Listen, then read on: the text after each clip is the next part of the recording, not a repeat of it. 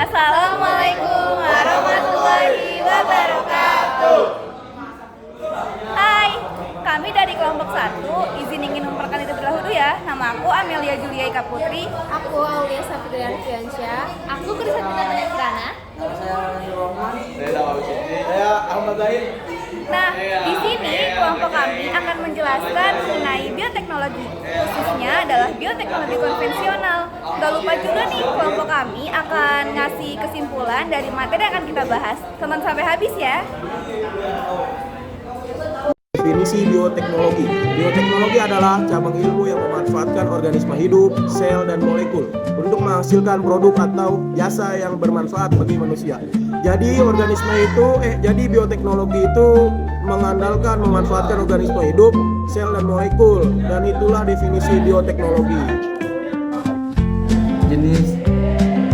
Dua jenis bioteknologi.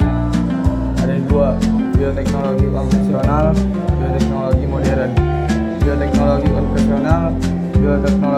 konvensional adalah penerapan bioteknologi yang telah digunakan sejak zaman dahulu, seperti fermentasi dalam pembuatan makanan dan minuman dengan bantuan mikroorganisme.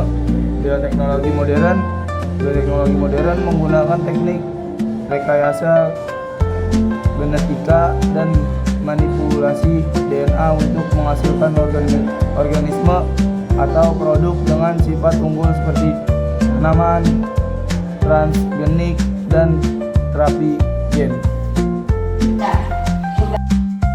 Oke, dari sekarang kita bakal lebih lanjut membahas bioteknologi konvensional. Di sini aku membahas cara kerja bioteknologi konvensional. Nah, bioteknologi konvensional ini kan adalah bioteknologi yang memanfaatkan mikroorganisme. Nah, cara kerja mikroorganisme ini disebut dengan fermentasi. Nah, enzim yang dihasilkan oleh mikroorganisme ini terlibat dalam proses fermentasi untuk menciptakan produk ataupun jasa yang dihasilkan. Berikut adalah contoh dari bioteknologi konvensional. Yang pertama ada tape singkong atau makanan diolah menggunakan ragi dan bakteri Saccharomyces cerevisiae. Dan kedua adalah nata de coco yang berasal dari air kelapa yang kemudian difermentasikan menggunakan bakteri Acetobacter sulinum.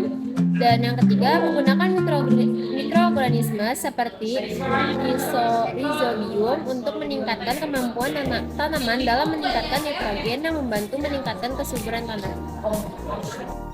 Dampak positif bioteknologi konvensional. 1. Membuat makanan lebih tahan lama.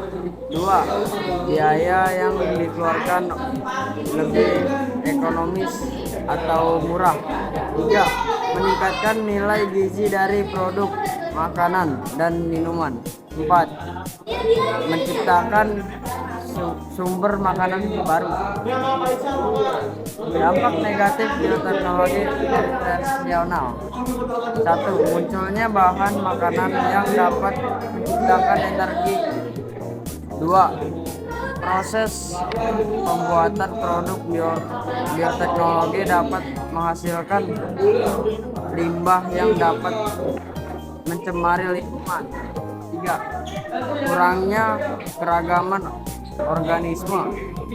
4. Menerapkan bioteknologi dapat merusak habitat alami dan mengganggu ekosistem seperti pada lebah dan kupu-kupu yang terkena dampak dari tanaman yang telah diragayakan. Nah, dapat kesimpulan nih bahwa bioteknologi konvensional adalah penerapan teknologi menggunakan organisme atau produk biologis yang telah ada untuk tujuan tertentu, seperti dalam bidang pertanian, kesehatan, dan industri. Kegiatan yang telah dilakukan oleh kelompok kami itu seperti research mengenai produk-produk olahan bioteknologi konvensional yang menunjukkan bahwa bioteknologi ini telah banyak memberikan manfaat dalam olahan pangan, pertanian, dan bidang lainnya.